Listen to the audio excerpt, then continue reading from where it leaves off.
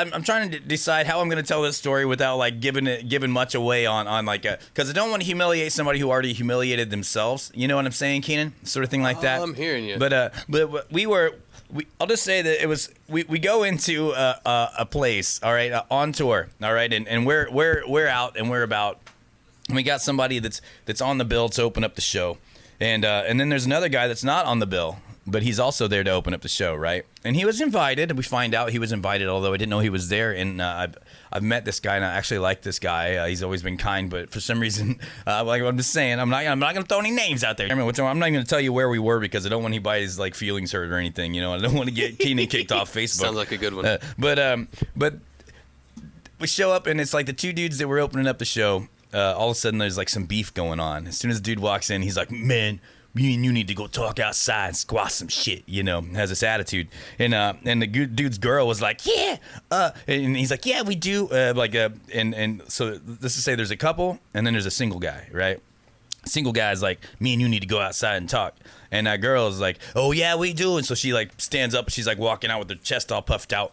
And like her man was like, "No, you need to stay in here. We need to talk outside." And boy, that pissed her off, right? She's like, "Oh," you know, she was like full of this drama. She was like, you know, getting all pissed off. And she starts yelling at the other dude. Like both these guys are going to be opening up the show, right? So they're like two different acts, and you know, and we're just like sitting there with our mouths like, "Oh wow, neat, okay." But so she starts like kind of going off, and then the two just go outside, and she's like, "You're a little bitch. You won't let me go out there because you're afraid of me." And I was like, "I'm pretty sure that's not why. You know, I don't think he's afraid of you. I was thinking like right now you seem to be a little bit out of control. You know." But so anyway, so dude step outside, and then they show back up. You know, and they seem like problem squashed, right? Both dudes like cool, collected. Took them about 5 minutes to work out the problems, right? Not a big deal. At least that's the way it looked. And when they walked back in, it pissed the girl off that she was asked to stay inside or told to stay inside, however that goes. And she just thought that wasn't right, and she got mad about it. So she showed them, and she's like, "Well, I'm going outside now. Oh, you guys get along now? Fuck you both." You know, so she goes outside.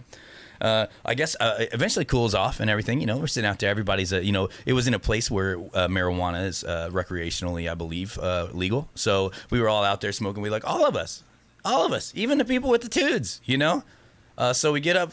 First dude goes up to start the show, and he starts the show off, and he's doing well and doing good. You know, like I said, like the dude's he's an artist. He's a guy. Am I boring you, Keenan? Are you over there yawning? No, I'm actually warming my hands up. Trying to warm your hands up? Okay. My fingers but so the dude sits there, and he goes, and he plays his set, you know, and it's a super mellow set. Like he's a quiet singer, you know. He's like not really bold. He's just, you know, all I can say is he's maybe like experience wise or whatever. He's just he hasn't got the confidence in himself yet to really put his voice hardcore out there. You know what I mean?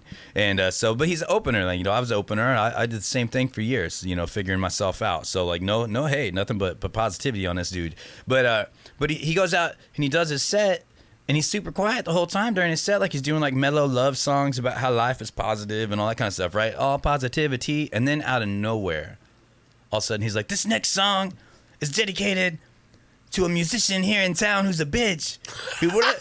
Give me my money. Like, fuck you. And like his girl starts clapping her hands. She's like, "Yeah, you tell him." You know, like all this sort of stuff. And he's like, "And so this song is dedicated to that little bitch that owes me money." And like he fucking starts slamming on his guitar. Shit, like the best singing he's done in his entire set. This like wasn't the most you, direct, was it? No, it wasn't me. Okay. Most direct and open. Like finally I could hear what he was saying. And all he was saying was, "Fuck you, little bitch. Like, you fucking meet me outside and you owe me my money and fuck you." And he's like staring this dude down. It's like, who was the guy?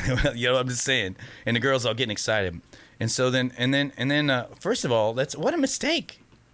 What a mistake. And it blew us all out of the water. Like, what the fuck is that? Because imagine if like this guy, I took a serious problem with it. Like, what if he wasn't cool, bro? And you're standing up there with nothing but a guitar wrapped around yourself and an open face for an ass whooping, you know what I mean? Like, thank God that the other dude was like Mellow Mushroom, you know what I mean? Because if he wasn't, like, you'd have your ass kicked on your stage and no way to defend yourself as you tripped over like all the things around you as this guy pummeled you because you asked for it, you know what I mean? And then they come to find out, like, and I was like, damn, you know, these motherfuckers really meant something, you know. And I wasn't in my element. I wasn't about to even say anything about it, you know. I was just like, okay. So I don't know if I'd ever want this guy opening up for me again. You know what I mean? So, but you know, like I said, you know, people go through experiences. But so the dude stomps off the stage after that. You know, because he really showed him, you know, and he stomped off the stage and left, like just kind of ran out of the building, right? I can't stay here. Well, no, you can't stay here. You just threatened somebody and you know, and you've humiliated our poor friend that invited you out to play, but, you know, no love lost against him. But I just think that's hilarious, bro. And after it was all said and done, you know what the damage was? You know, it was about money. And money, like, are you going to let money fuck up your friends? That sucks, right? That kind of stuff sucks. But guess, take a guess. It was about the how much money that was over. About $20. Oh nope, it was double that. It was a $40 $40. bill. Oh my goodness. So that guy humiliated himself, given an opportunity to open up with some pretty awesome dudes in Ill Rendition and us, and did that. So I'm just saying, like, if anybody out here is doing that, and I'm not going to tell you what town it was in. I'm not going to tell you, you know, all I'm saying is, dude. Keep your personal business yeah, personal. keep that, you know, and because guess what? I'm gonna talk about it. You know what I mean? Because I mean, well, you talk about it. It was like the drama on the road, right? The whole tour was a blast, but that was like one of the funniest things. I mean, unfortunately, I don't think it was funny to either one of these guys. You know what I mean? That's not funny. You know, that's not funny. Don't make fun of it. It's just like, oh man, you're gonna let somebody get you worked up that hard over $40. You know, like maybe you should listen to those peace and loving songs you were singing earlier in the set. You know, about being understanding. God bless it. God bless it.